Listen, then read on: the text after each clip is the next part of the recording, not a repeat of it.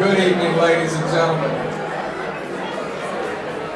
It's so great to see everybody here at the South Carolina Football Hall of Fame Enshrinement. I want to introduce a man that needs no introduction to talk to the good Lord for us and kick this thing off right. So y'all put your hands together and welcome Coach Danny Ford. Thank you. Well, I've been coming to this site for 13 years in a row, and I'm not sure you are familiar with everything, but the MC always got a yellow flag out, and he throws it up when you speak too long. Keep that yellow flag in your pocket, Willie. This prayer ain't gonna be real long. But anyway, let us pray, people, please. Dear Lord God Almighty, thank you for this wonderful, beautiful day. Thank you for this group of people we have gathered here tonight. Bless these very special honorees that went out and worked so hard all their lives to be recognized by these very special people here tonight. Thank you for this organization. Thank you also for the leadership. It's very hard, dear Lord, which you know, to get people together, sponsor, come out and recognize people. But we sure thank you for this lovely, lovely day. Bless this food. Bless the hands that prepared it. In God's name we ask, amen. Amen.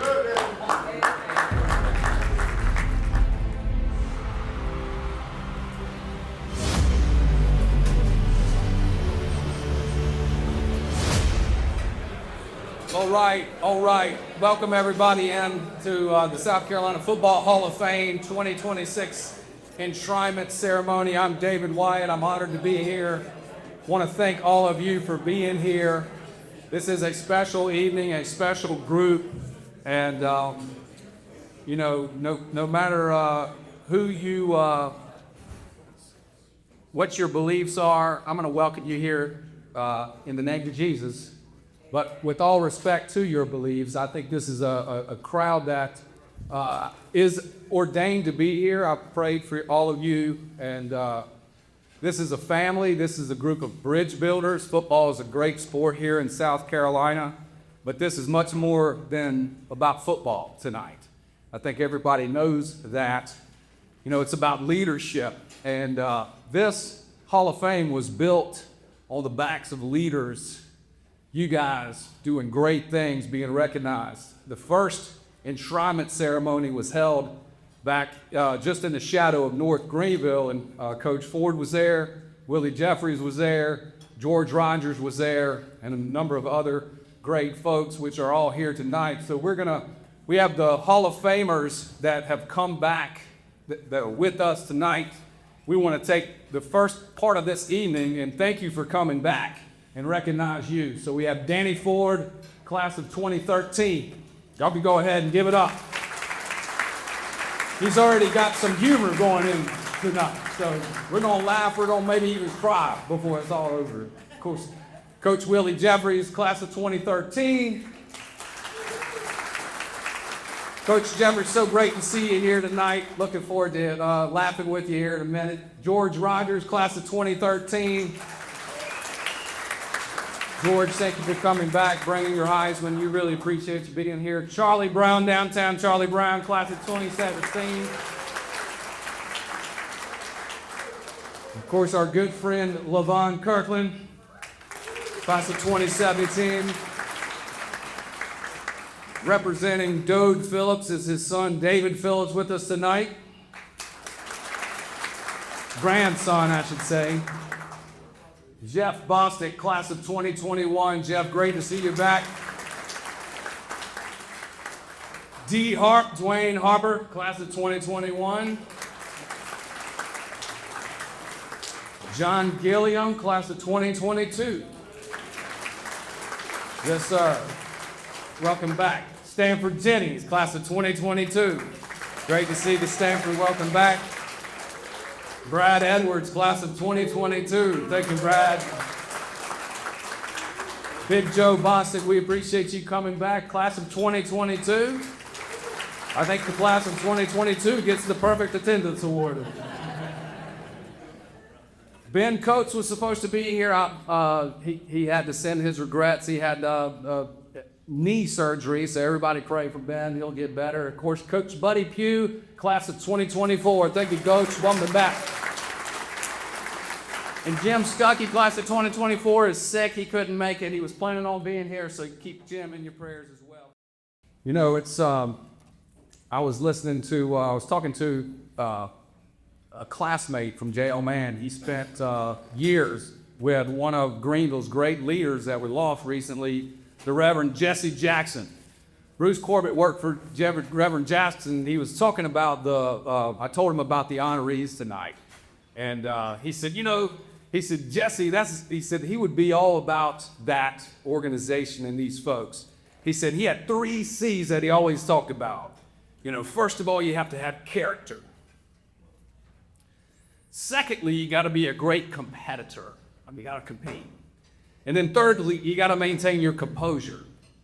Whether you win or lose, you got to do it with class. And all of you tonight being honored represent those 3 C's. You in this Hall of Fame, and we call this the Bridge Builder Excellence Community. In a world where everybody's telling you why to hate everybody, we're building bridges. You got people in here that can't stand each other on game day. Clemson and Carolina, though, coming together. We're all family tonight. So thank you all. Give yourselves a hand for being here.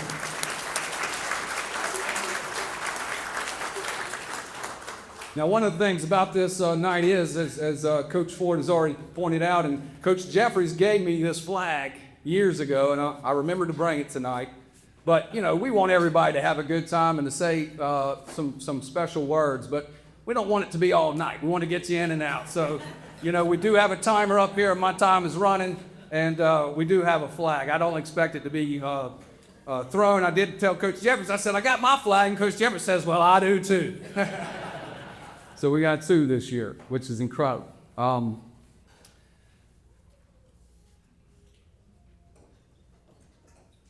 want to take a minute I do want to thank the guests, and I want to thank those that helped make this event and evening possible. Ellis and Kibler, Merrill Lynch, thank you to Wyatt Law, Prominence Media, Brian Tankersley, Gita Rhodes. They've been with us since the beginning. This evening is being recorded, and it will be live streamed July 4th. What's more American than football in South Carolina on the 4th of July? So we thank Prominence Media and that group for putting it together. Yeah, you can clap for that. 4th of July. I want to thank Align Brand, Christina Gherkin, who's here. She's been working very diligently. And Darren Gray, who was here last year, can't be here. I'm going to say a little bit about Darren later, but thanks for Christina, Darren, and Align Brand. They've been incredible. I want to thank Mark Sturgis and his family, the South Carolina Football Hall of Fame team, Mikey Football, and all of what you guys do is incredible, and of course the board of directors. So, it's my honor to call up to the podium someone that really needs no introduction. And if you hadn't heard him before, you're in for a special treat. This gentleman is in our Football Hall of Fame. He was in the first class. He has really, we got through with the first class. He and Coach Ford and Sam White got together and really gave us some great advice and have helped mold and shape this event, have entertained us for years. Coach Jeffries is a incredible South Carolina leader. He has been a pioneer in coaching. He has a lot of firsts. He is in, how many Hall of Fames are you in now, Coach? 15. 15. 15 Halls of Fame. Yeah.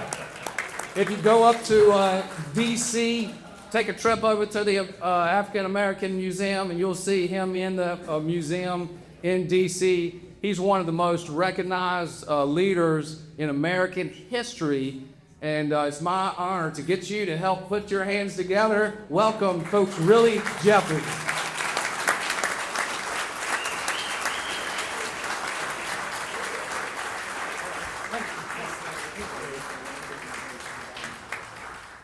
Thank you, David. David, you just made history. Of all of my introductions, yours is the most recent. Thank you. Welcome to all of you. The reason they gave me this job, because I'm the oldest one. I'll be 90 my next birthday. Yeah.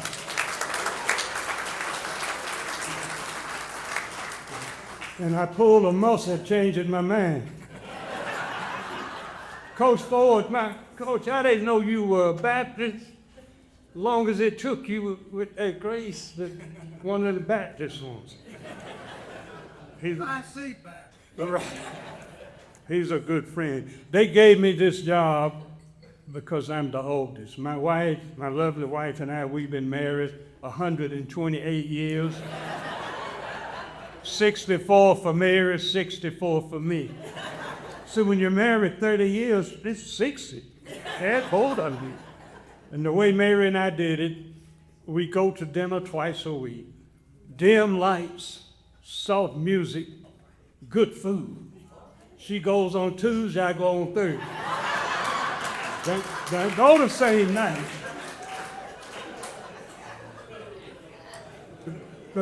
But really, I would like to welcome our new inductees.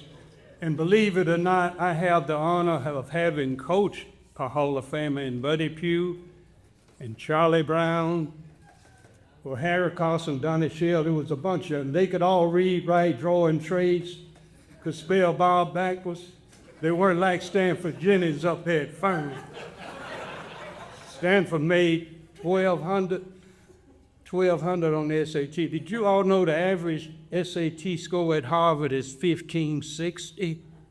And you can't make but 16, huh? Charlie Brown, you and Buddy, y'all couldn't have gotten near. My wife drove all the way up here. I enjoyed holding the steering wheel. Some of you haven't figured that out. But I want to say something about these inductees. They are competitive football players. They're like the man that got pushed off of the top of the Empire State Building. When he passed the floor next to the ground, he said, "I still got a chance." Well, that's the way they are, and we're so happy to welcome you all. And I would like to say about the unity that David Wyatt's talking about. We have unity here in teamwork.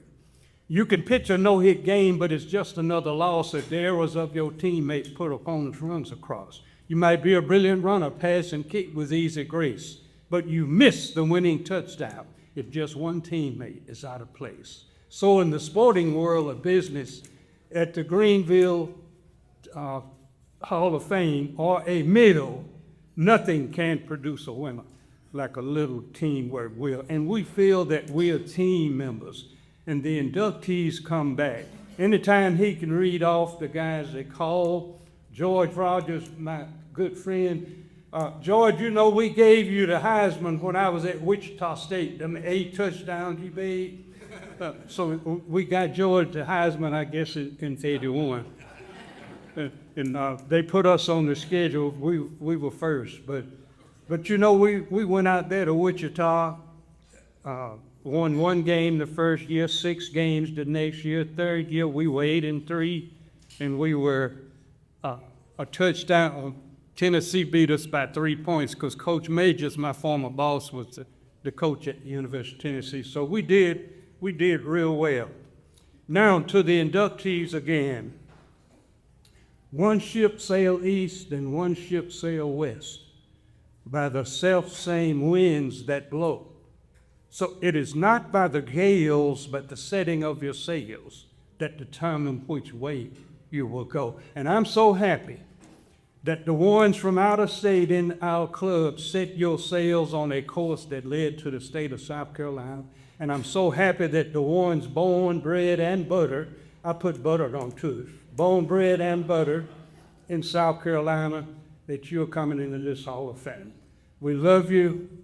We are still a team, and There are no kids here, so I'm going to say it. Be careful about following the masses, because sometimes the hymn is silent. Thank you.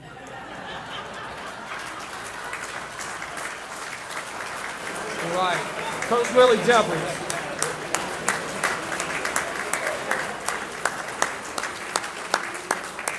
Special thanks to you, Mary, too. Thanks for bragging them up here, Mary. We appreciate you. And, this takes us to our next segment. We're talking about the BeABridgeBuilder Excellence Program. You guys are all part of this BeABridgeBuilder Excellence community. The BeABridgeBuilder Excellence Program is two programs. It started about the BeABridgeBuilder Excellence Award, which we'll talk about in a minute. But this next speaker is going to come up and talk about the Leadership Minute and it's character education here in South Carolina, which is revolutionizing the way that we teach our young people about character. I think everybody can agree that character education is important, and it's probably as good a time as any for us to really focus in on that. And so this next gentleman that's going to come help present and talk about the Leadership Minute is a two-time Emmy-nominated producer and an award-winning filmmaker. He's coming off a recent TED Talk in Greenville and an appearance on the Straight Line to Success. Of course, that's my new podcast. You tune in to Sanford, Wyatt on YouTube. You gotta have a little plug in there for yourself, right? And of course, LaVon's on there. Coach Jeffries had an interview on there. We're gonna have Coach Ford before too long. He's on the phone right now, but we're gonna have him on the Straight Line to Success. I got you. You're all right. And a horseshoe dinosaur, 27-year-old. Oh man, I'm so sorry. I'll tell you what, Coach Ford, I think, missed one of these things, and I called him. He said, David, the hay was in the field and the rain was coming. Glad to have him back. Anyway, back to our next speaker. So he is the professor of practice at Clemson University, film production. He grew up in the entertainment household in New York City, and he built a successful career in LA, out in California. And he and his brothers have supported this Leadership Minute, his brother, and given us input for the Leadership Minute, which is a youth character education program. And we want to get you to help me. Put your hands together. Welcome to the stage, Mr. Sam Sokolow.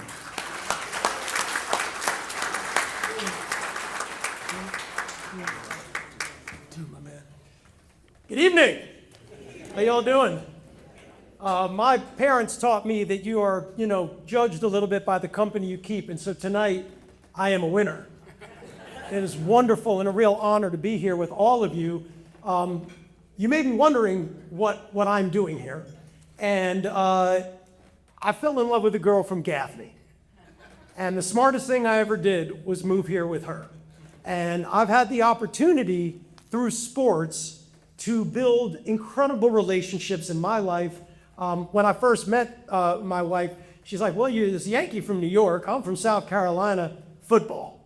And eating. If you can eat and talk football, my family, and you'd be good. And I was like, well, I could definitely talk football. So I have been blessed to be able to come down into this community and become a part of it, between being indoctrinated as a Gamecock fan for many years, and then now teaching at Clemson University, being able to speak at some of the other colleges around, and seeing the real strength of the young people in this state. It's truly remarkable. As a storyteller, we're always looking to find inspiration that we can not only take to build story from, but that we can turn around and hopefully tell stories that return that inspiration. I heard a quote from a coach the other day that I've thought about almost every single day since I heard it, which is, your talent in life is your floor. Your character will determine your ceiling. And I think about that almost every single day, because it is true. And being able to be a part of this Leadership Minute, being able to be a part of something that I'll tell you a little bit about, that is instilling some incredibly powerful values about character, about perseverance, into the young people in this state and eventually in this whole country, is really, I think, where the future lies. Because with good character, with having a responsible attitude towards each other, there's nothing that we cannot do or achieve individually or together. And that's where I think this Leadership Minute is such an inspired idea. So the Leadership Minute is a statewide program based on character education and resiliency, and it's currently playing in elementary schools all across South Carolina. So are they gonna? Yeah. No, yeah, okay, so I've been told I'm working with these animated characters, and they're more disciplined than I am. As you can see, the Leadership Minute is currently already, in just a few short years, being used in over 200 schools around the state of South Carolina in 55 different districts. That's only continuing to grow. And that is not only because of the work that, David Wyatt is doing and that the South Carolina Football Hall of Fame is doing, but it's because of the work that you in this room are doing, and so many members of the Hall of Fame, and so many of the great ambassadors that represent the values of this community and represent the values of this institution. So these are just some of the people that appear in the Leadership Minute that are the ambassadors of these great values to our young children in this community and in this state. Some of them are in this room. Let's just give them a round of applause. Completely an amazing thing. We're also very honored that we have the consistent support from the Department of Education. So this is one of the things that Ellen Weaver, who's the superintendent of the Department of Ed here in South Carolina, said. I'm so grateful for the South Carolina Football Hall of Fame and their vision for the Leadership Minute. Underneath that is that everyone can be a leader. Being a head football coach, that's pretty clear. When you're producing something, people look to you in a position of leadership. But every single person can be a leader in their life. You too are leaders in your life. And taking those values out into the world and leading by example, that's exactly how we all, can live the purpose of what this initiative is all about. So now, I'm going to turn it over to the real stars of the evening, my three friends right here.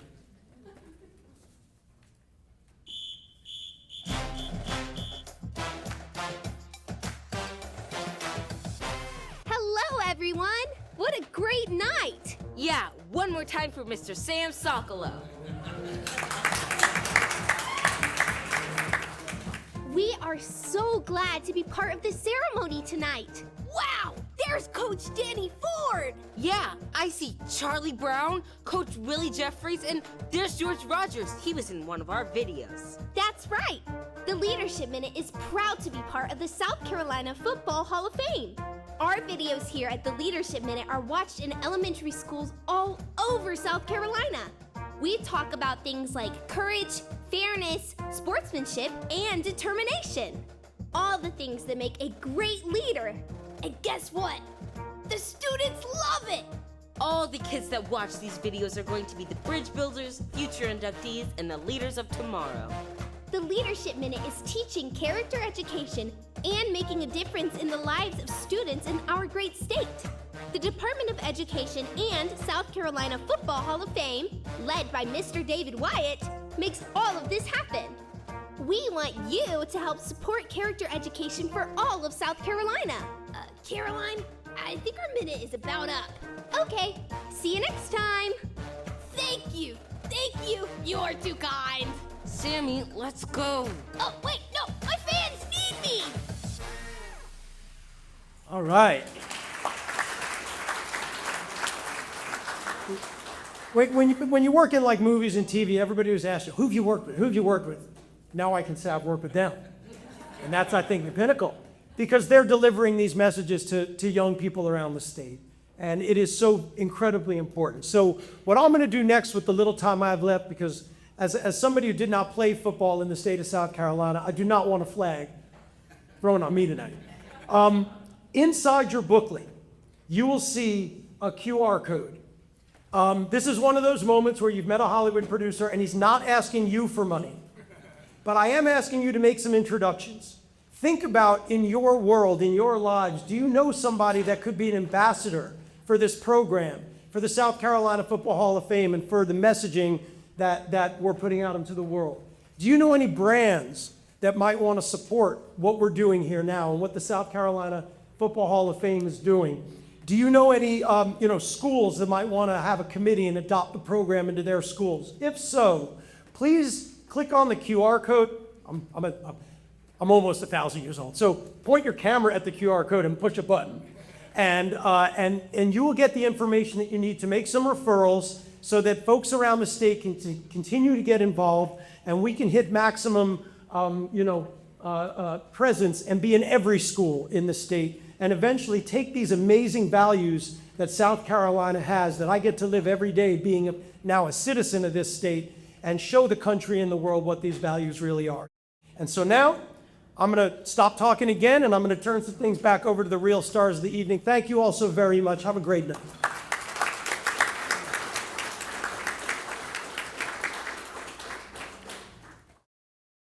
Ladies and gentlemen, welcome to the South Carolina Football Hall of Fame Enshrinement Celebration. Tonight, we honor greatness. Coaches, players, extraordinary leaders, champions on the field and in life. But David, this isn't just about football anymore, is it? No, Sam, it really isn't. Football may bring us together, but purpose is what moves us forward. Tonight, we're celebrating Hall of Famers, humanitarians, the Blanchard Rogers Award recipient, and incredible leaders from across South Carolina. But we're also investing in the next generation. And that's where the BeABridgeBuilder Excellence programs come in. Through the BeABridgeBuilder Excellence Award, what many call the South Carolina High School Heisman, we recognize young people who excel not just athletically, but academically and in their communities. And through the Leadership Minute, we're teaching character, resilience, leadership, and kindness to elementary students through ambassadors and animated characters like Stevie, Sammy, and Caroline. Because this is all about the future, and that's the future right there. It is. We want South Carolina to become one of the top 10 states in America for college, career, and life readiness. Here we're celebrating 250 years of this great country, and it's the 4th of July. You know what? This goal doesn't happen by accident. It happens when communities like this stand together. That's exactly right. So we're asking viewers across South Carolina and beyond to visit our website right now, make a donation, or simply sign on to the BeABridgeBuilder Excellence Community Pledge. Absolutely. Take a stand as a mentor against tormentors. Help us build stronger students, stronger families, and a stronger South Carolina. So go to the website now, scfootballhof.org. That's scfootballhof.org. Be a part of something bigger. It all starts with you. This next segment is the BeABridgeBuilder Excellence Award, and I'm going to ask one of our Hall of Famers to come up here and help us with this. We're actually not giving the award out this year. That award's going to be given out May 8th. But this BeABridgeBuilder Excellence Award is an incredible program, and I want you to welcome 9-year NFL veteran and All-Pro Super Bowl champion and owner of the 36th best individual performance in Super Bowl history, as determined by NFL.com. He spent 22 years in NCAA administration, 11 years as a Division I athletic director. He served on numerous conferences and NCAA committees. Currently, he is the CEO of the NFL Alumni Association. He's a leader dedicated to serving former players, giving back through youth and community initiatives across the country, a respected voice in the game and beyond. Brad's committed to developing the next generation of leaders through football, character, and service. Please join me in welcoming Brad Edwards.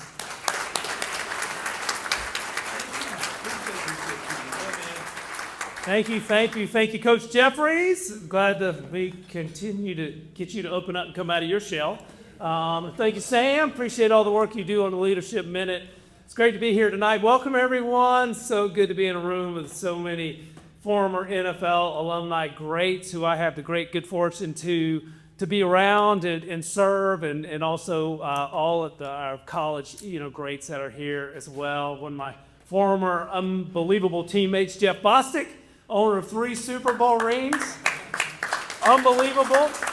Walked on at Clemson, becomes an All-American. He's a free agent. It actually has a great title to be the only free agent to ever hold out a camp under Joe Gibbs or maybe any other camp. But that's another story. And I loved it. Jeff becomes an All-Pro, plays 14 years. Was an amazing teammate. We win the Super Bowl. I'm in the bathroom. We have our ring ceremony. I finally get this ring, and I'm like, oh my, this is just the most amazing thing. And I'm in the bathroom, and I was washing my hands, and Jeff comes around the corner, and he goes, huh. I remember when I got my first one. I was like, boy, am I a loser? Jeez, what a daring. But Jeff, was an amazing player.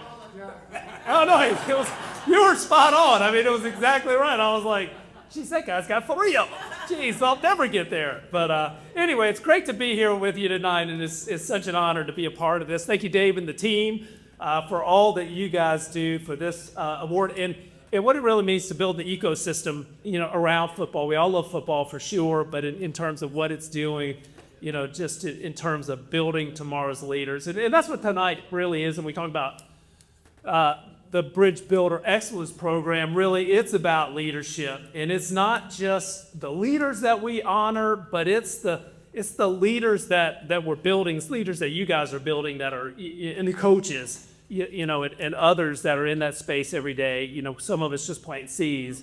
The rest of them come along and water it, and they till it, and they grow it. And there's some of these coaches who have just been amazing. Because we know football at its very, very best has never been just about, what happens between the lines. It's about discipline. It's about learning about accountability and being accountable not just to yourself, but to others and teammates. It's about using your platform to make a difference. And that's what Bridge Builder program is so much about, and honoring those individuals who really do that. And it really represents for us, it is definitely the, what I would say is the Heisman of South Carolina high school football, for sure. And it's, we're talking about 71 young men, 71 nominees, and every single one of them is a champion in some form or another. They're a champion in the classroom, they're a champion on the field, they're a champion in their communities, and they're the kind of people that are not just waiting for success to find them. They're using what they have and what they already know to lift other people up while they're doing it. While they're in high school. This is, I was just trying to figure out how to get through the day, and these guys are thinking about stuff that I just had no idea about. And that's impact. That's what impact's about. That's what matters. Talent, as we know, might open doors, but it's leadership and it's character, like Coach Jeffries and Sam mentioned earlier. Those are the things that keep the doors open. What we're seeing here through this program, through the Leadership Minute, it's amazing how widespread it already is, and that tells you something. If something's moving that quickly, then there's really something to it. And for the guys that have been a part of helping make that happen, not just behind the scenes, but the stars and the athletes, kudos to you. And through the South Carolina Football Hall of Fame, this thing is just something that's bigger than football. And these guys, like I said, you're building bridges, you're building character from the classroom to the community, from the locker room to a life of purpose, from today's efforts to tomorrow's impact. These 71 young men, if we think about it, this is South Carolina's future, but it is a big part of South Carolina's future. You're talking about people that are going to stay here. They're going to become CEOs. They're going to become coaches. They're going to become leaders in every arena that really matters. And on May 8th in Columbia, I hope all of you can come and be a part of that. And that's exciting in and of itself. And if you've seen this part before, and I'm looking forward to that, and have had a chance to just meet some amazing young men through that. But we won't just present an award. We're going to celebrate a standard that says excellence is expected. It is expected and desired. Service is required. Leadership is earned. So let's recognize them. Come and be a part of that. Let's celebrate them. Let's challenge ourselves, all of us, to be bridge builders and follow in the great role models that these guys are putting this on, and what these guys are role models in and of themselves on their own campuses in their high schools. And so I just want to finish with this because, what we know is that what Jeff and I know and others here, Charlie Brown and others that have played in championships, that they come and go. And I'm amazed at how quickly, literally an hour and a half after Super Bowl 26, that Joe Gibbs was already talking about what we had to do by the time we got our bags and landed in Washington, D.C., until the time we came back 3 weeks later. And I'm like, did this guy just go there? I mean, this is an hour and a half after the game. He's already talking about he had already moved on to what we had to do next. Championships, they come and go, but the ones that we always remember, those are the ones with character. They're leaders, they're the people, and those are the ones we want to get behind. So I'm just really appreciative to be a part of this program. Thank you guys for all that you do for the Bridge Builder program. Please show up and be a part of that and honor these young people. It means a lot. Congratulations, kudos to all of our honorees and nominees, inductees tonight. Special word of thanks to Joe Bostic. Thank you and the Sturgis family for all you do. Bill Sturgis was so much about building leadership and mentoring young people and throughout our community. So thank you all for his legacy, and thank you, Joe, for all that you do to make this happen. Thank you very much. Have a great night.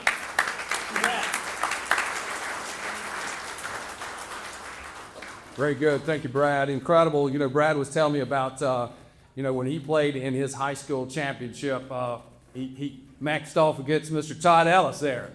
So those guys been duking it out for quite some time. He got the trophy.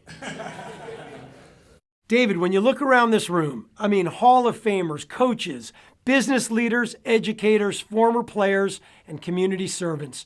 There's less than 180 seats in this room, and it's completely sold out. This is a powerful space right now. It really is, Sam. And what makes it powerful, it isn't fame, it's impact. Every person we're honoring tonight used football as a platform for something bigger. Leadership, perseverance, teamwork, service. That's exactly what we want young people to see. Because kids don't need celebrities, they need examples. Exactly right.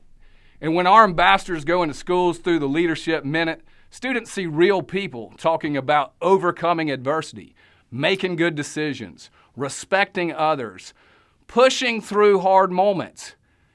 That can change a child's trajectory. Somebody watching tonight may think, what difference does my donation make? The answer is a big difference. It helps put these programs into schools and communities all across the great state of South Carolina. That's right, Sam. Every gift matters, large or small. And even if someone can't donate tonight, signing the Bridge Builder Excellence Community Pledge, that matters too. We want thousands of South Carolinians saying, I will mentor, I will encourage, I will stand against bullying, division, and hopelessness. That's right. That's exactly what this movement is all about. And that's exactly what we're building. Again, the Bridge Builder Excellence Award is a role model program. We appreciate that.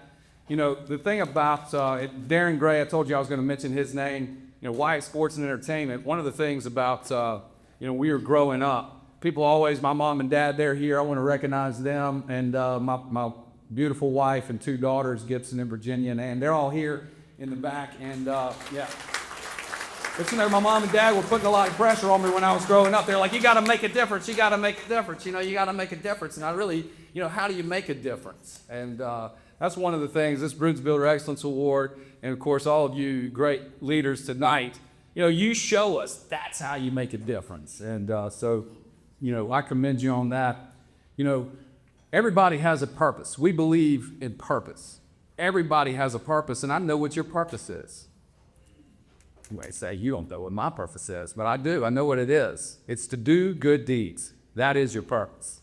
And, there's so many folks here that have, exemplified that purpose, that have done good deeds, that are doing good deeds. I'm so appreciative of all of you. We do believe that honor belongs to the Lord, but everybody being honored tonight is intended for honor. And, So this past award, or this award that I'm about to talk to you about, is the Humanitarian of the Year Award. And it was inspired by our good friend Paul Kennemore. I spoke to Paul yesterday and was disappointed that he wasn't going to be here tonight, but he did send his regards. You know, Paul had such a spirit of giving that he was always helping other people, and people came to me and they're like, man, we want to do something for Paul. We want to do something for Paul. And one of the things that we've kind of built this organization on is this concept of if you want to see more of something in the world, you should honor it. You should honor it. And so, you know, the past recipients of this award you can see up here, all of them are great leaders. Some of them no longer with us. But you know, these are folks that are making a difference through football. The Humanitarian of the Year award, you know, Joe Boglia, one of these past recipients, has been a huge supporter of ours. All of these gentlemen helped in some fashion. And this is really a very special award for us because, you know, we want to recognize somebody that's doing something, that's working hard in the community. This year's Humanitarian of the Year award is a very special person. She, you know, delivered backpacks specifically for homeless students. She organized book drives to improve literacy. She sent University of South Carolina players into classrooms to mentor kids. She's providing ongoing volunteers and teacher support, not just a one-day event. You know, she and her husband put together the Beamer Family Foundation, and they didn't just, you know, make donations. You know, they partnered with Title I elementary schools in our Richland County area, including Joseph Keels, Jackson Creek, L.W. Condor, Forest Lake Elementary. You know, these kids, you know, Emily has poured her time, her heart into these kids, really aligns very much with what we're doing, as you can see with the Leadership Minute. You know, Emily, you know, her and her efforts, some of these schools were where some children walk in carrying more than just backpacks. They're carrying uncertainty. And because of her, many of those same children now walk in with supplies, with mentors, and with something even more important, belief. Someone to believe in you. She's helped bring books into their hands, encouragement into their classrooms, and role models into their lives, not for recognition, but because she understands that character, confidence, and opportunity, they're built early. And that's what's really about tonight. If we want students who are ready for college careers and life, we don't start in high school. We start there in those same classrooms with people willing to show up like Emily Beamer. Emily may be known as a coach's wife, but in South Carolina classrooms, she's something else. She's part of a reason a child has a backpack, a book, and someone who believes in them. It's incredible. It's my honor. I'm extremely honored tonight to recognize Emily Beamer as she shows what this looks like. You know, now the next question that we have is simple. Who's next? Please help me welcome tonight's Humanitarian of the Year, Miss Emily Beamer.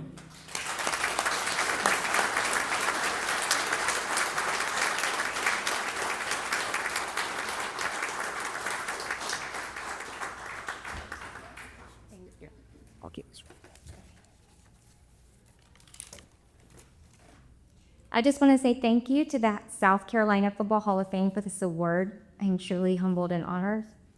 Congratulations to all the other award winners, especially my fellow Gamecock, Todd Ellis. My carriage drove all the way from Mississippi to be here tonight. Thank you for investing the right values in me growing up. Our family loves living in South Carolina, and we are blessed to have a platform that allows us to give back. Thank you again, and have a great night.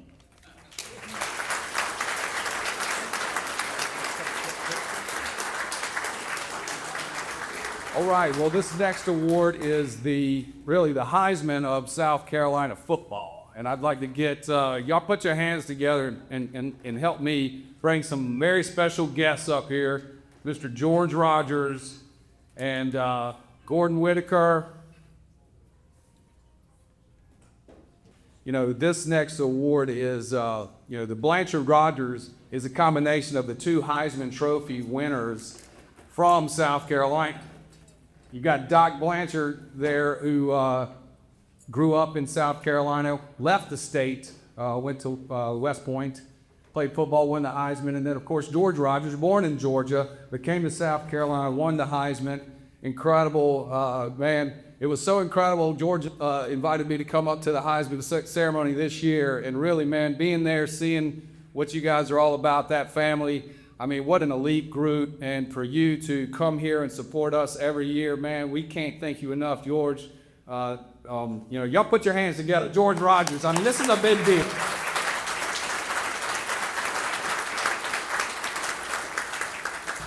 This year's Blanchard Rogers Award is sponsored by Gordon Whitaker Group of Ellison, Kibler, Merrill Lynch, represented here tonight by Gordon and Angie Whitaker, as well as Austin and Anna Wirtz.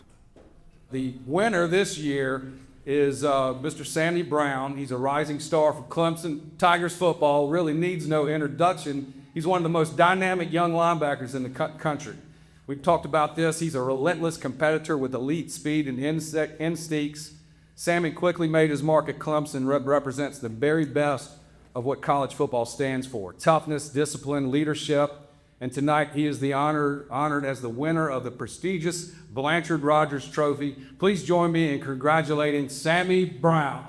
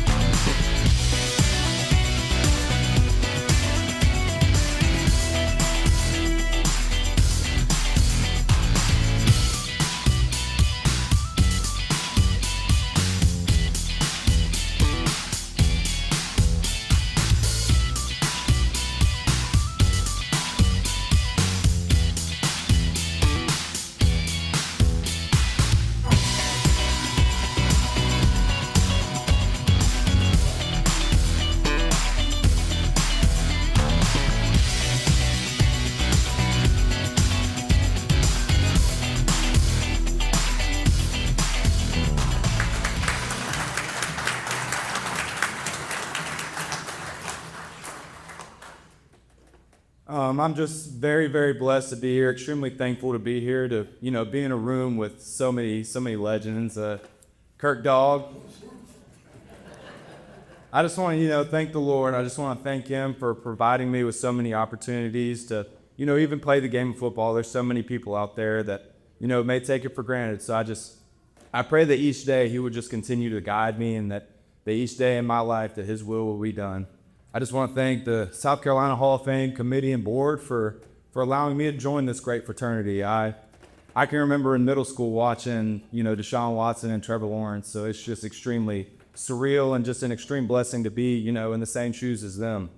I just want to thank my family and my coaches and my teammates, because I can't do it by myself. I can't go out there and, play against 11 people by myself. There's so many people in my life that have just set me up with an extremely great opportunity, and have just guided me along the way and through the good and the bad. I'm just extremely, blessed to represent the South Carolina Hall of Fame, and I hope that I can just carry the legacy well. Thank you.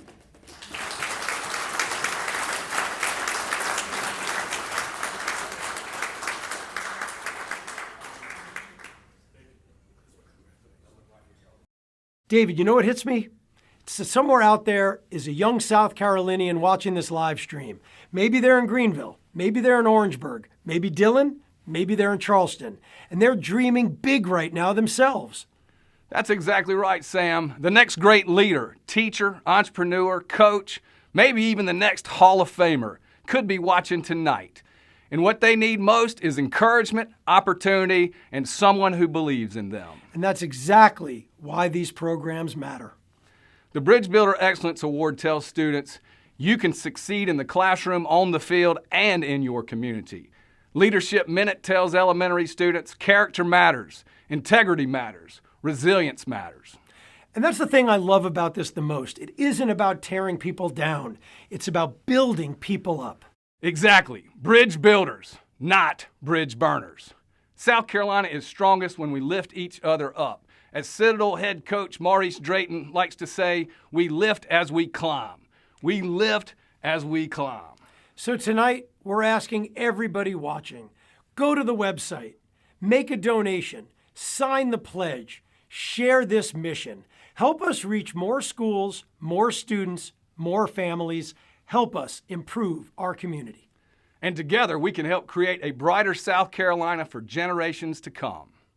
Now, this is really where we turn to this year's enshrinement.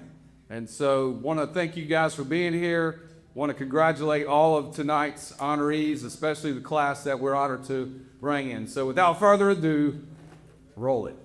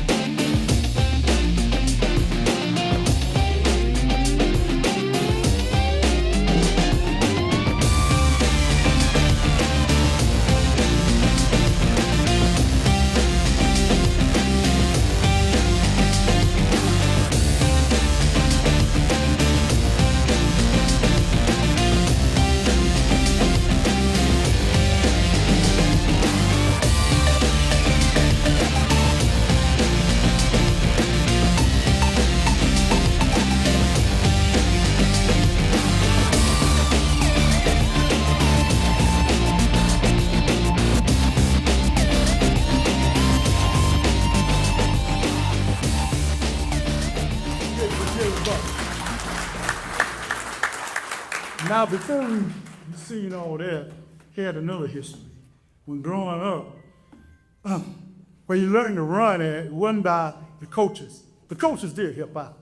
But we had this uncle. And this uncle, he always talked about what he was going to do to us.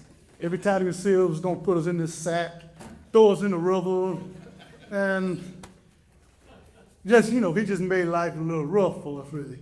So he was a contractor, he built houses and everything. So every day when he come home, me and my brother, we might be over the house playing with our cousins. So while we playing with our cousin, we knew what every exit in the house was. There was 3 exits in the house. And all they had to say, he's home. And when he heard he's home, he'll come in one door, we go out the other. And then we can hear him back there talking, where he at, where he at, where he at? And next thing you know, we heading home ourselves. And Jerry, you look at him now, you think he was always tall. Jerry used to be short. I mean, he was really short, you know. You never thought he would be as tall as he is now. But Jerry's one thing about it, when we head home, I could go over the fence, but Jerry could go under the fence. But we go under the fence faster than I can go over the fence. But that's how good he was. But then he had other characteristics too. One day, they said, yeah, Jerry's really fast, man. I said, somebody came by and said, you think your brother is? What he doing? I said, what? He down there racing the train. I said, train? We had a little small town train. And he's down there, one of them down position like that, waiting for the train to take off. And he really did beat the trains. He was good. He was good, really. But like I said, when he starts growing up, all of a sudden, I don't know where he learned this, he just got this growth spirit, and he just started growing. And now you can see what he is. He's like 6 foot now, really. But at that time, you can look down at his head and, wide receiver? No, we know wide receiver. You might have been in a bath or something at that time, but no wide receiver. But I had to give it to my brother. He deserved everything he has got. Butler is a famous Buffalo Bill wide receiver who played with the team from 1979 to 86. Butler is from Wellsville, South Carolina. He has emerged as one of the most electrifying wide receivers in Clemson District in 1975 to 78. There was 5 kids and our parents really, and we lived in a small town, 1 single light, 1 supermarket, and it was all right. So we learned to deal with what we had to deal with at the time. A 2-time first team All ACC selection, Butler recorded 131 receptions for 2,215 yards and 11 touchdowns during his collegiate career. As a senior, he earned consensus All-American honors while helping lead Clemson to an impressive 11-1 record and a victory in the 1978 Gator Bowl. Selection in the first round of 1979 NFL draft, but made an immediate impact with the Buffalo Bills, earning NFL Offensive Rookie of the Year honors and later a Pro Bowl selection. He played in 88 games with the Bills and recorded 278 receptions, 4,301 yards, and 29 touchdowns. After his playing career, Butler continued serving games through coaching, leadership roles, and professional football organization. He has been a mentor to a lot of people, and man, all I can say, he is the man of the year. Thank you.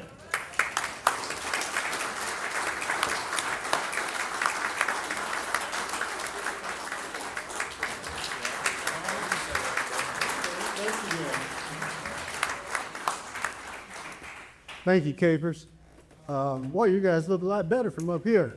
But I just want to, first of all, just give honor and thanks to my God and Savior. And I've tried to anchor my life around a Proverbs verse, trust in the Lord with all your heart, lean not on your own understanding, and acknowledge him in all your ways and make your path straight.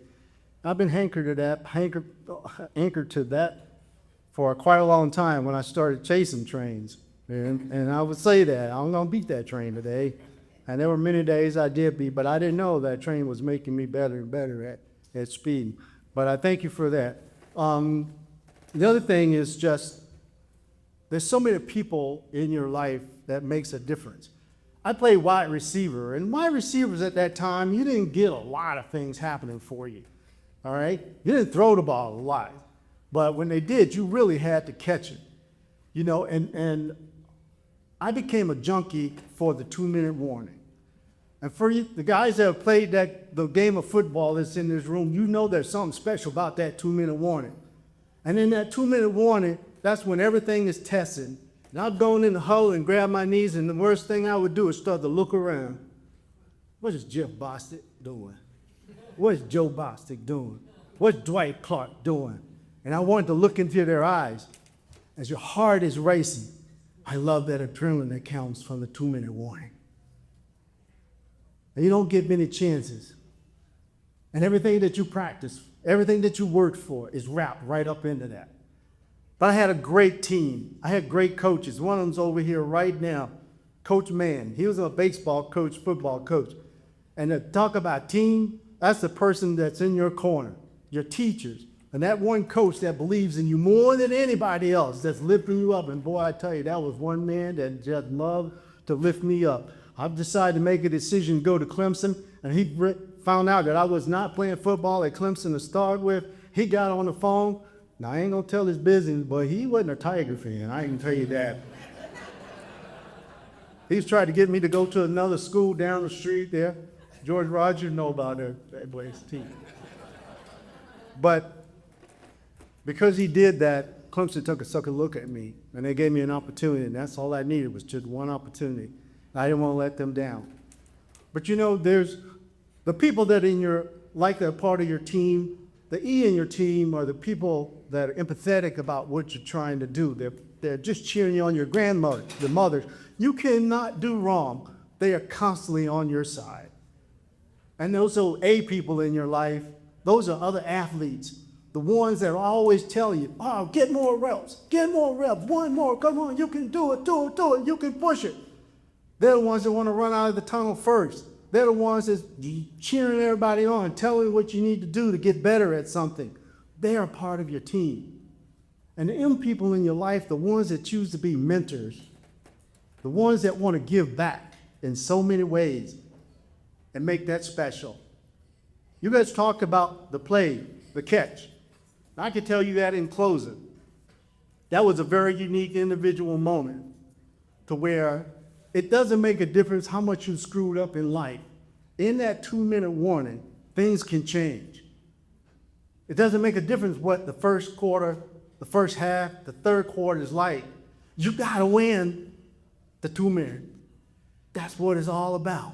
Now the score might be so bad, it doesn't make a difference. You still gotta act like you're winning when you know you're losing. But when you're close, what's the difference? I remember we played that game, I'm gonna date myself, 1977, and I'll be done. We had to come from behind. Danny Ford, no, he was over there on the sideline sweating, going on, didn't know what was gonna happen.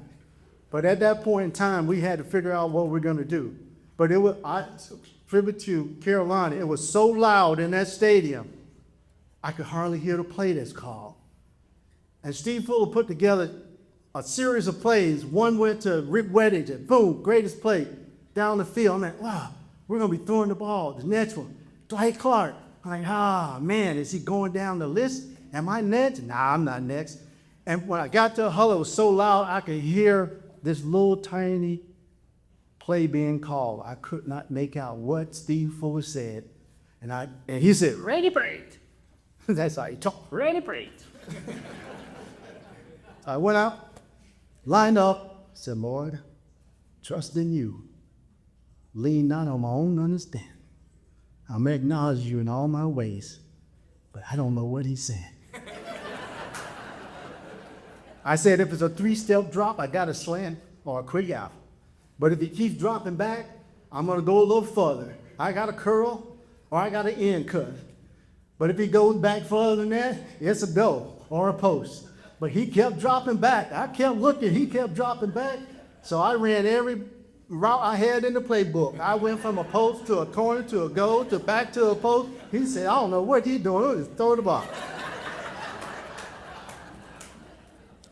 But you know, when God kicks in, it doesn't make a difference how many mistakes you made.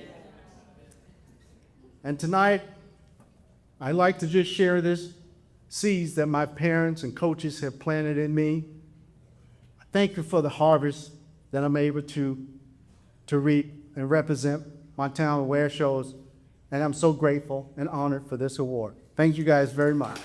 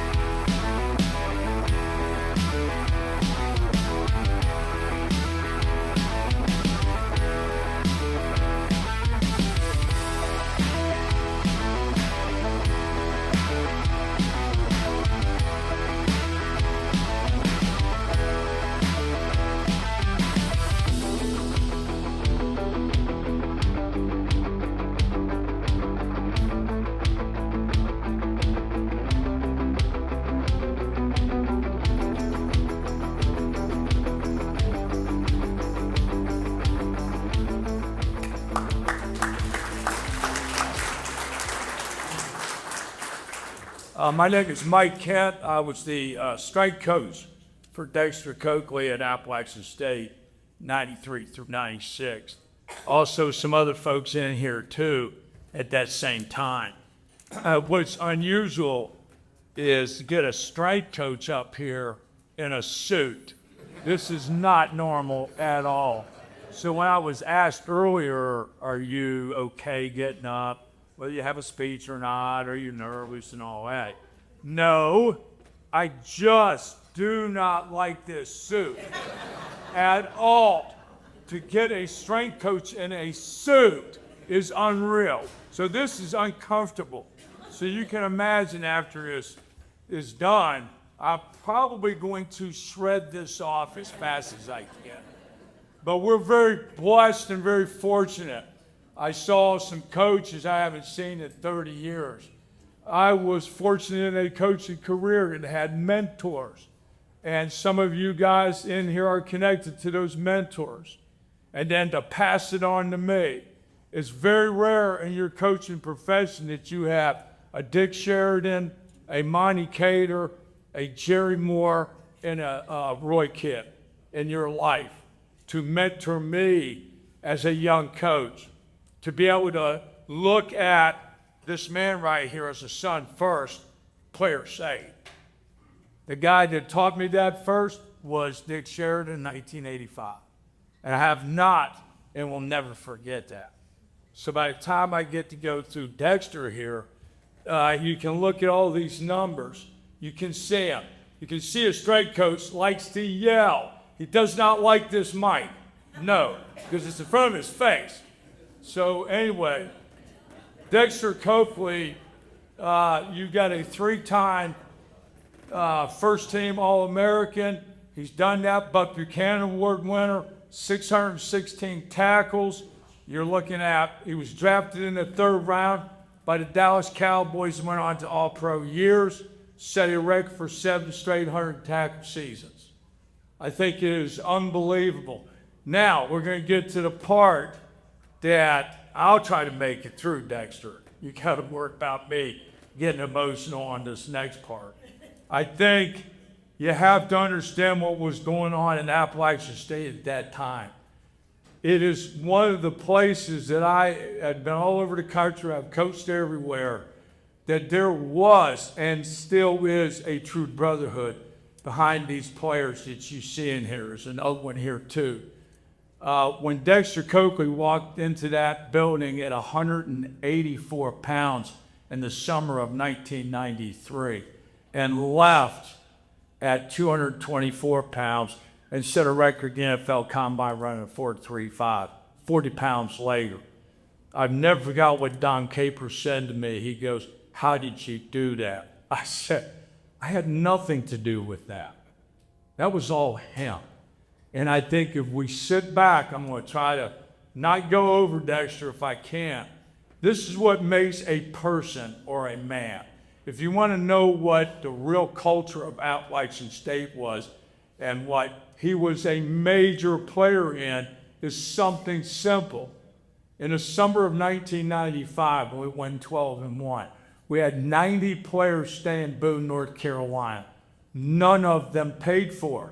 We're 1AA, which is fine. That's not an indictment. But we had all these guys staying in Boone, North Carolina, 6 to a 2-bedroom apartment. And we want to know the real man, Dexter Coakley. As he gets done one of our workouts, I come into the locker room there, and I see this man getting ready to put on his Pizza Hut outfit. And he's got this same smile on his face after a 2-hour workout to go work at Pizza Hut. Number 1 on the list for Dexter Coakley, and the reason that you see him here is humility. He is self-made man out of Wando, out of Mount Pleasant. That is a self-made man. Reciprocated faith is between me and him. If I'm in that weight room and I get to know this man, we help him with the agents, we help him with the NFL. That's another story about whether you're a DB or that. We had to fight coaches on pro day, that kind of stuff. But I tell you this, it's called reciprocated faith. He's a self-made man because being at Appalachian State was never a burden to him. So you can imagine the 4 years that he missed a workout, never. He wasn't going to miss any functions. He saw everything as an opportunity, not an obligation. Wanted to instead of have to, and it was a privilege to put that uniform on. Reciprocated faith is something simple. As much as he brings me up here to honor him in front of all of you, is as much as I need him. I need him. And I think in coaching, if you can get a bond where you need each other, does it get better than that? No. So please welcome Dexter Coakley.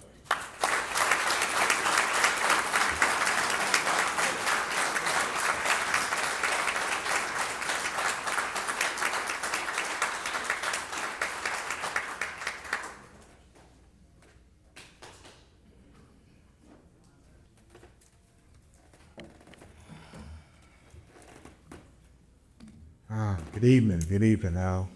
Thank you, man. Like, I thought I could keep it together, and I'm trying. But man, I appreciate you being here. You mean a lot to me. When I started this journey, I didn't need these. So bear with me. I got to put my readers on.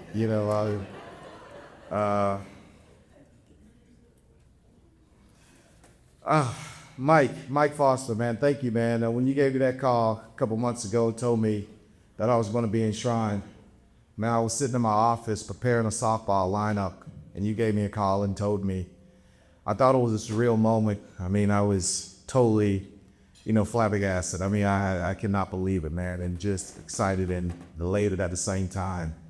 I want to thank the South Carolina Hall of Fame committee and boards, for this prestigious, honor to not only represent me, but to represent the other enshrinees here today. I mean, this is truly an awesome,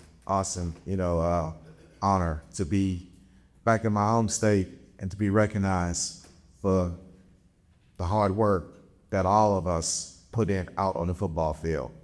I prepared some statements, but, as I started making my way through the room, I started seeing, faces that I haven't seen 30 plus years.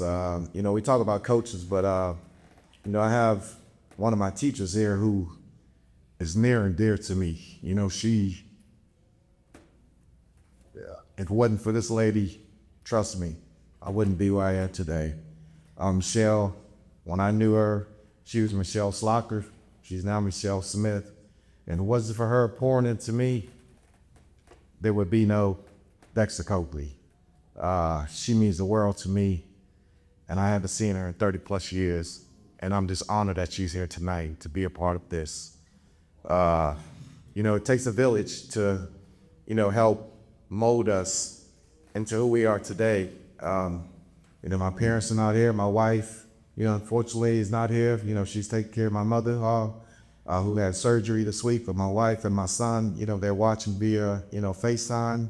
Love them very much. I brought the other half of my family here, but this is truly a special moment. Football has, allowed me to experience things I've never dreamt of. It's taken me around the world.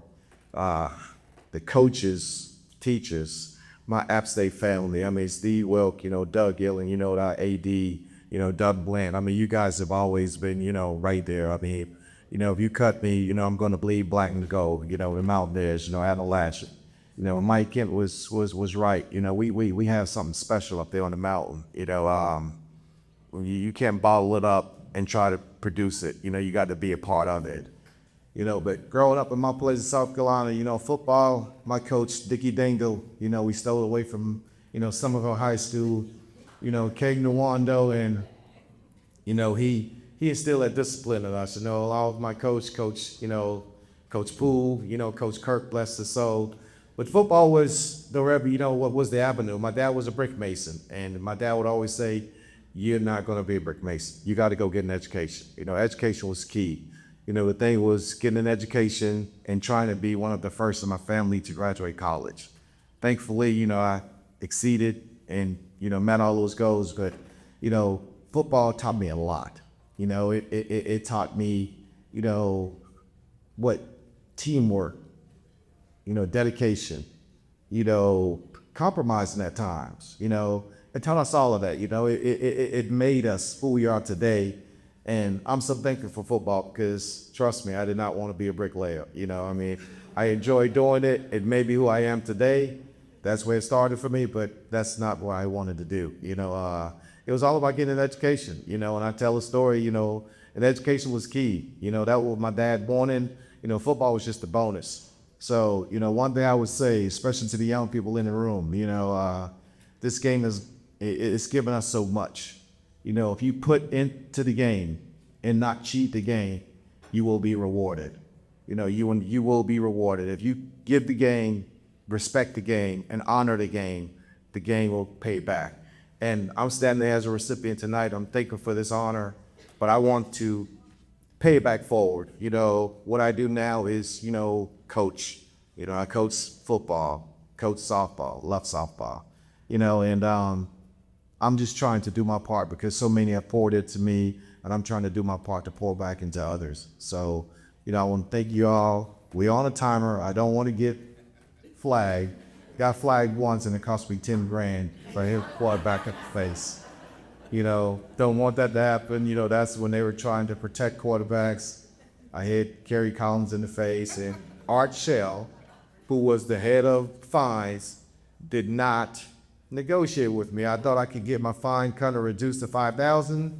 No, it was a $10,000 fine. So I don't want a flag thrown at me because I don't want to be paying any fine. But I want to thank you all for being in tonight. I want to say thank you to all the recipients, all the enshrinees going in tonight. And I'm thankful to be a part of this class in 2025, South Carolina Football Hall of Fame. Thank you all.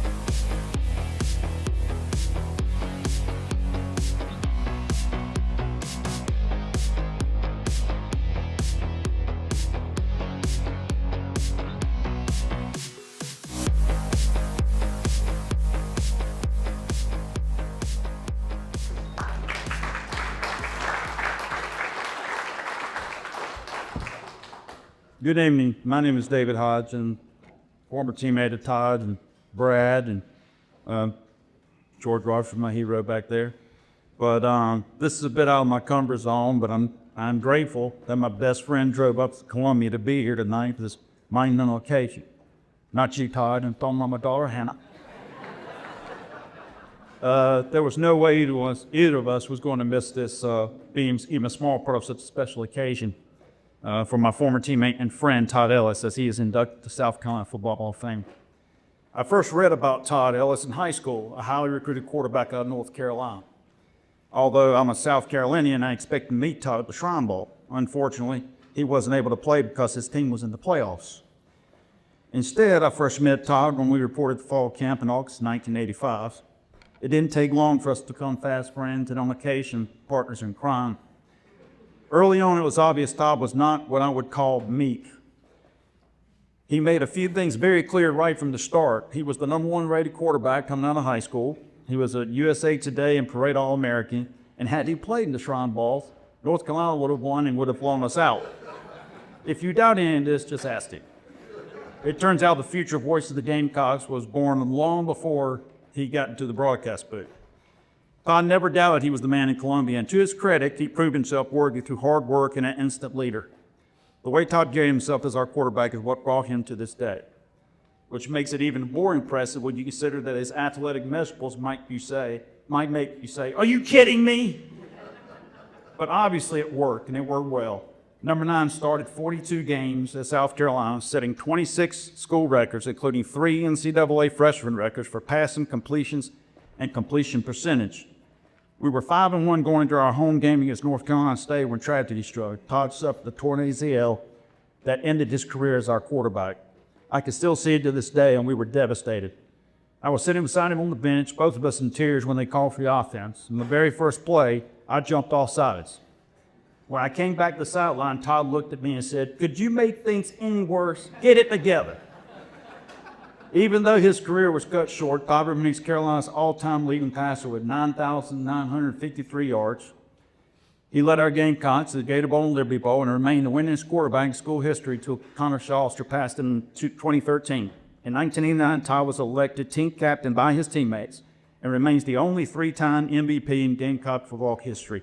In 2003, Todd was named Outstanding Young Alumnus at our beloved University of South Carolina, followed by induction to the University of South Carolina Athletic Hall of Fame in 2005. In 2020, he was inducted into the South Carolina Athletic Hall of Fame. And earlier this year, Todd received the Honorary Life Membership Award from the South Carolina Broadcasters Association for excellence as USC play-by-play announcer on radio and television. But before he was the voice of the Gamecocks, he was our quarterback. Humbly, it's my great pleasure to introduce my friend and teammate as he is inducted into the South Carolina Football Hall of Fame. Quarterback number 9, Todd.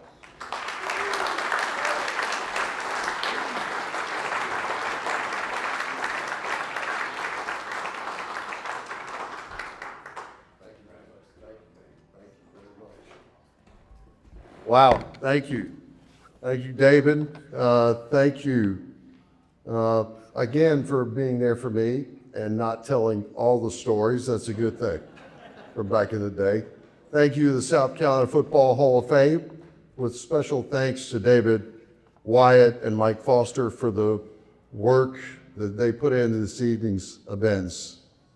Congratulations to my fellow nominees and the humanitarian award winner, the First Lady of Gamecock Football, Emily Bamer.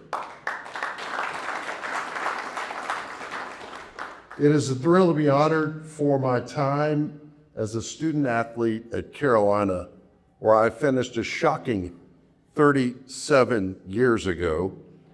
Football formed me in so many ways, and my love of the game in Carolina remains as strong as ever. To me, there are few things greater than seeing young men being taught for their craft by Coach Beamer and his staff, and then executing on Saturday during the fall.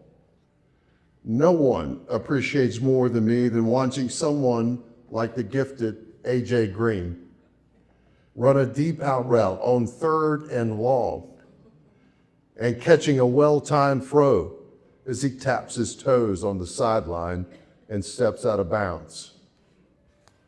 It is graceful, it is incredibly difficult and beautiful. That will never change for me with the sport of football. So nobody gets to the Hall of Fame without the support of family, teammates, and coaches. My parents, Chuck and Daphne Ellis, instilled in me a work ethic and toughness that has served me in life and certainly as a major college quarterback. They were there on days in which I threw 4 touchdowns and days in which I threw 4 interceptions. They were there for me with unrelenting love and support, and more importantly, a love of football. My older brother, Mark, let me in games with his older friends to learn to compete, and he taught me that setting the strong screen against the defender was as important as throwing and shooting the open jumper. My wife, Sissy, was always, and has been there for me. I know at times you felt isolated in those stadiums when I was playing, but you never let me feel that way in your support and certainly in the way that you raised our family. You have gracefully shared me with football.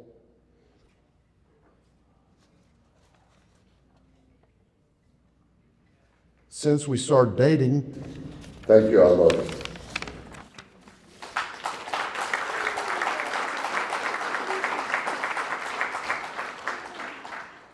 I want to thank Coach Joe Morrison, the man in black, an old school NFL player who brought me to Carolina. Some people know this story, some don't. Danny Ford did a lot of crazy things to get me to go to Clemson, but he never flew from the Gator Bowl in December of 1985 for his last home visit, like Joe Morrison did, to Greensboro, North Carolina, while the team was practicing. Showed up at my house at 10 o'clock at night in a full Santa Claus suit. He had a scholarship as big as this podium, wrapped in a bow. He came through the front door, true story, I didn't know it was him until he had a plate of my mama's turkey dinner and drank 3 Michelobs. We flew immediately back to Florida with the team. I had 2 head coaches and 3 coordinators in my career, but there was only one Coach Morrison. Thanks to Sparky Woods and the respect he showed to me when he arrived at Carolina. Well, people have always asked me, by the way, how did you become the voice of Gamecock football? Now they will ask me, how did you become a South Carolina Football Hall of Famer? Well, the answer is very easy, y'all. Let me give you a couple of examples. I threw an 8-yard pass to Hall of Famer Sterling Sharp, who then ran it for 80 yards and scored touchdowns. It's not that hard. That's how you become a Hall of Famer. I am a Hall of Famer because I pitched it to South Carolina Football Hall of Famer Harold Green on the goal line against Nebraska at Williams-Brice Stadium and watch him make 3 cuts and 7 yards for the touchdown on an afternoon when the stadium started shaking and the saying began, "If it ain't swaying, we ain't playing." I am a Hall of Famer because in the summer heat, we worked with receivers on our own, and South Carolina Football Hall of Famer Brad Edwards would come to challenge me and those receivers on his way to becoming an All-Pro Super Bowl defender. I am a Hall of Famer because teammates like David picked me up or kept me humble as possible by being a friend. Well, there are too many teammates, administrators, and coaches to thank, which impacted my career and all, but they share in this honor tonight. And finally, to my University of South Carolina family, many of which are here tonight representing athletics for me. I want to thank you for my 40-plus years of being associated with the Garnet and Black and being a part of Carolina football. Yes, I worked, I sacrificed, I gave myself for the game and the university, but I received so much more in return for being a Gamecock. Thank you all, thank you Dave, thank you the South Carolina Football Hall of Fame.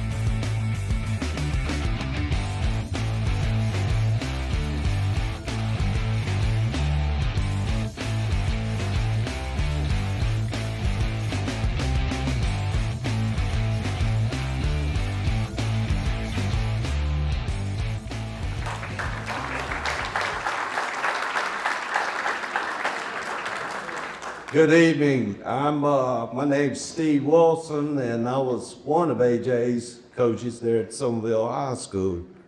And AJ reached out to me first last week, and Coach got a favor for sure. What's up? And he goes, you know that Hall of Fame, I'd like for you to be my presenter. And I said, AJ, that's not a favor, man. That's certainly my honor. But in the meantime, my wife was having back surgery that Wednesday of last week, and so this past week I told her first week, I said, you know, you don't really have to go. She goes, but you don't understand. I am going. So I had to say that, and also while I talk about some family here, I wanted to point out, because Sherry and I rode up with Dora's mother, AJ's mother, Dora, I call her Sister D, and his aunt, Cleo. And so, you know, that's from Somerville up here today. It took us about 4 hours. But anyway, I found out that AJ's first year really playing football was his 7th grade year. And at Somerville, you know, we had a B team that entailed 8th graders and some of the 9th graders not good enough to play on our JV. Well, AJ was on the B team as a 7th grader. And then as an 8th grader, he was on our JV because you couldn't play varsity back then. Well, I got to share this story. AJ's going into his sophomore year. We were having spring practice. And of course, 7-on-7s go on during the summer, and especially during the month of June. And short end of one spring practice, we did a 7-on-7, and Coach McKissick got so aggravated because how come we can't cover nobody? And one of our coaches said, well, Coach, they got all day over there to throw it. It don't matter. We still need to be able to cover. I said, well, Coach, if we had AJ over there with us, it wouldn't be happening like that. He goes, well, you ain't getting it. And Coach turned around, he said, well, that's just crunch time. I said, okay. So over the next 3 years, we were able to, okay, AJ, especially, 4.5 in the game, crunch time. But, this, for far as AJ, you talking about, he was a generational talent, okay? There was no prima donna. There was no drama. AJ, he wasn't the first one off the bus, but I promise you, he was on the first bus whenever we would go places. And, but, just very buoyant and great eye-hand coordination. He learned to juggle when he was at the elementary school. So, I was introducing his family. I do want to point out about his lovely wife, and love of his wife, Miranda, and his 2 boys there. That would be Easy and Gunner. And for you college coaches, that would be a 2035 and a 2037. And again, I did say that their mother's name is Miranda, okay? So, and also it's an honor to sit there with a fellow Sonville alumni there, Stamp Jennings, and his lovely wife, Kathy, as well. But, AJ, Parade Magazine, All-American, Shrine Bowl, couldn't go anywhere in the country. He made his decision his sophomore year. That was it. And we saw Margaret a good bit down in Somerville, but that's okay. Played basketball, could have played basketball probably in the NBA, but definitely in college. But just genuine, just smile on his face. One of his cousins told me, he said, Coach, I'd ride in school with AJ, we'd be late, and I'd get in trouble, and he'd one driving. He just, anyway. So then, like I said, he goes to Georgia, and then he, comes first pick, NFL, 4th pick, first round, I'm sorry. And first 7 years, make All Pro. Goes back during Somerville, does a camp for kids all in our community. I could go on and on and on, and I see I'm already over about 3 minutes. So, folks, it is certainly my honor and pleasure to introduce AJ Green.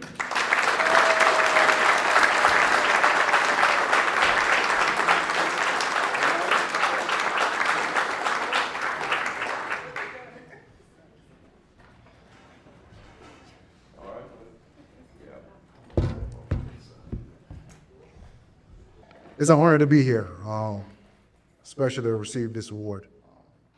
Never in a million years I imagined I'd be up here and what my football career has brought me to this award in the state that I'm rooted in.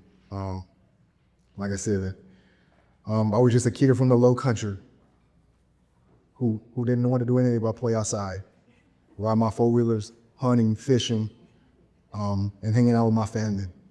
I started playing sports at the end of middle school, so all this was new to me. I was clueless to all this sports stuff, but I had people in my corner who quickly saw something special in me. They nurtured my raw talent, and they helped shape who I am today. First and foremost, I'd like to thank my coach, Coach Mogi. I wish he was here today to see what I went on to accomplish. He believed in me when nobody else. Before I even believed in myself. I wouldn't be here without him today. Thank you, Coach Moki, a true fighter and a South Carolina legend. To my coaches in Somerville High School, Coach McKissick, Coach Wilson. I'm sorry. And Coach Call and many others. Thank you for pushing me each and every day. You gave me the confidence to go out and show my skill set every week. You set the foundation for my work ethic throughout my whole football career. Thank y'all. Thank you to all my coaches and fans at Georgia, Cincinnati, Arizona, who believe in me and help push me to achieve these great things in football. But most importantly, help shape me of my career and my core value as a man. To my parents. To my parents who never missed a single game, who sacrificed so much so I can live out my dreams, who allowed me to overdraft with their credit cards when I was a starving. When I was a starving college student. Sorry about that, Mom. They allowed me to be a kid first. They never pressured me to be an athlete, who simply loved me for me. Rest in peace to my dad. My right-hand man. My guy. I hope I made you proud. To my wife, I love you. Thank you for being here for 17 years. This was beautiful. This has been a beautiful journey, and we have raised a beautiful family. To my boys. Easton and Gutter. Remember, you can achieve anything with your mind. Remember, work hard, keep God first, stay focused. Thank you for giving me a new purpose in life. Sky's the limit. Thank all of y'all. It's an honor to be here, be among all of y'all great athletes. Thank you.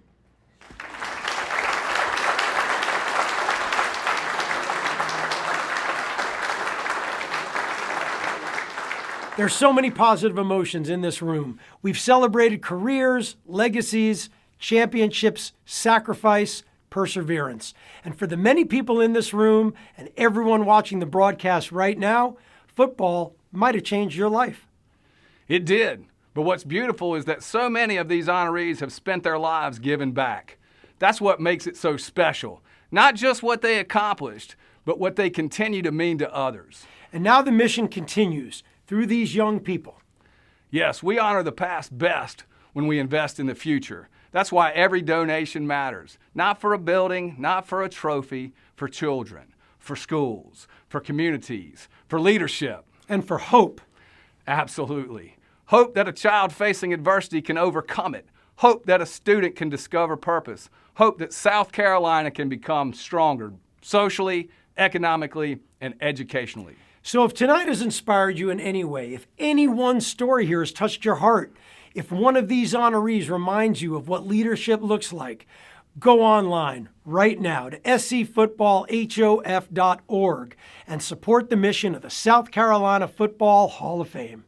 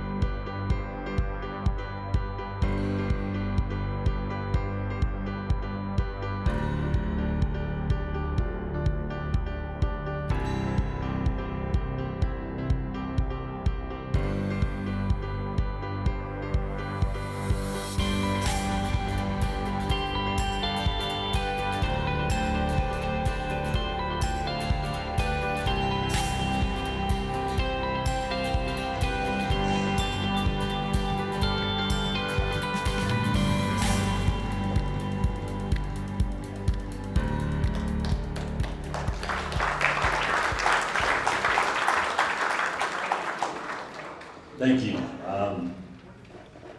This is it. I'm the last guy, so let's get this done. First, I would like to say thank you to the South Carolina Football Hall of Fame for bestowing this honor on my father and our family. I'd like to say congratulations to all the recipients. Congratulations to all of the people that are in the Hall of Fame right now. This is a great honor for me. I'm very humbled to be here, and hopefully we can get this done in 7 minutes. You know, I'm sure my father is smiling down on us with a lot of pride and gratitude for this honor, and I am humbled to be here. I would like to first recognize some family that is here tonight. My father's sister, Eunice Seitz, is here. Her daughters, Erica Jones and Nicole Brown. Erica's son, Corey, and my brother, Jason, all here tonight to help celebrate in this honor. I would also like to take the time to acknowledge the wives of the recipients of the Hall of Fame members, especially my mom, Gwen Jeter. There's no way these men could accomplish the things that they have without the support, sacrifice, grace, and behind the scenes work that goes into helping these guys achieve all the things they did on the field. I know growing up with both of my parents was something that was really special. So I'm a basketball coach. I did not play football. I was a lot smarter than a lot of you guys in this room. There was always 70 degrees that was inside. So, but I never had the opportunity to see my dad play, except some of those highlights. But I did have a chance in some of those highlights to see the fierce competitor that he was. And trust me, that man raised me on the south side of Chicago. We played basketball in the backyard, it didn't matter. He'd knock us down, he beat us up, whatever it took to win, until we got old enough to do that, then he quit. But it was outside of football and sports where I really saw the competitive nature in my father, and that was in the game of cards playing spades. And let me tell you something. I could still hear those cards hitting the tables and the fierceness that came out of him. It didn't matter who he was playing. It didn't matter if it was his sister. It didn't matter if it was a neighbor. It didn't matter if it was his brothers. It didn't matter. He talked so much trash and he would upset so many people. But it was, you know, it was fun to watch. As a young kid, I said, you know what, I'm not playing spades. I knew that. You know, we grew up on a Catholic school, and you could walk outside of our house, throw a football, hit the rectory. We had a young priest that would come over, have dinner with us, play spades, and trust me, he let him have it too. So it didn't matter. As a man growing up, though, there were some other lessons that I learned from my father, and one was faith. My dad didn't go to church every Sunday, I'm not gonna say that, but every night he got on his knees and he prayed. Family, he was a fierce protector of his family. We had traditions and things that were really important to him. He didn't do chores around the house. I'm not gonna say that. But his grass had to be immaculate. And he would wear those plastic suits. You know, the old guys would know what I'm talking about. Those plastic suits, he swore he would lose weight wearing those things. He would wear a waster around his stomach. He swore that was gonna shrink his stomach. When he cut the grass, but his grass looked good, and he took care of the grill. He was a grill master. Two things that I take a lot of pride in today. You know, we talk about the faith, family piece, but the discipline that was required to be a Hall of Famer, I mean, it's on display here tonight. You know, without the discipline, we're not even here. But my dad installed discipline in me and my brother about, you know, training, about working out and all those things. But again, we're not here without discipline. And the last thing is just humility, just giving back. My father was really big into, you know, making sure that we took care of other people. My parents, I can't tell you how many foster kids that live in our home. My parents adopted kids, foster kids, and my mom right now is 84 and she's still fostering kids. So when I hear bridge building, lifting as we climb, those things, you know, my mom is still doing those things. I live it every day. But I will say this to wrap it up. Coach, I'm getting it done. The aim of every person should be to educate themselves. The aim of every person should be to serve others. The aim of every person should be to be thy brother's keeper, to look after each other. So I would like to say again, congratulations to all the recipients. I would like to say thank you to all of Fame for this tremendous honor. God bless everyone and good night.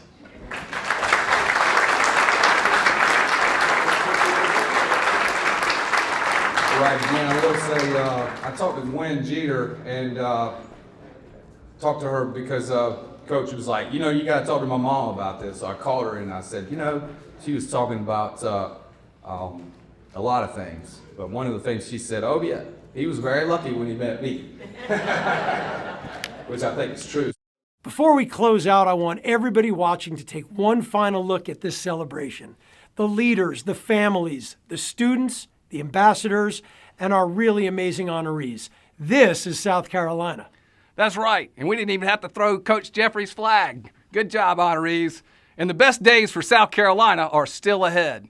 That's why the South Carolina Football Hall of Fame exists, not simply to preserve history, but to help shape the future. Tonight, football brought us together, but it's leadership, character, resilience, and service to others. Those are the things that are going to carry us forward. And that's the mission of the Bridge Builder Excellence programs. We want every child in South Carolina to know you matter, you have a purpose, you can lead, you can overcome adversity, and you can help build stronger communities. So here's our final ask. Visit the website, scfootballhof.org. Make a donation. Every donation matters. Sign the Bridge Builder Excellence Community Pledge. Every signature matters. Share our mission with others and join our Bridge Builder Excellence community. Become a bridge builder. And together, let's help make South Carolina one of the top states in America for college, for career, and for life readiness. Thank you for celebrating with us. And thank you for helping build a brighter future for South Carolina. I want to congratulate everyone, and if you are in the Hall of Fame or were honored tonight, I want you to make your way to the front. Go ahead, come on up here, make your way to the front. Thank you for being here. You guys have made this an extremely special evening. I want to thank you that are watching on TV and invite all of you to be a part of our Bridge Builder Excellence community. You are part of the Bridge Builder Excellence community. And again, I want to thank our sponsors. I want to thank Brian Tankersley and Gita Rhodes and Prominence Media. They do a wonderful job. I want to thank Gordon Whitaker. Thank you for the support and sponsoring the Wyatt Rogers Award. I want to thank George Rogers. I want to thank KBH. God bless you. Be safe getting home. Give yourselves a hand. This concludes the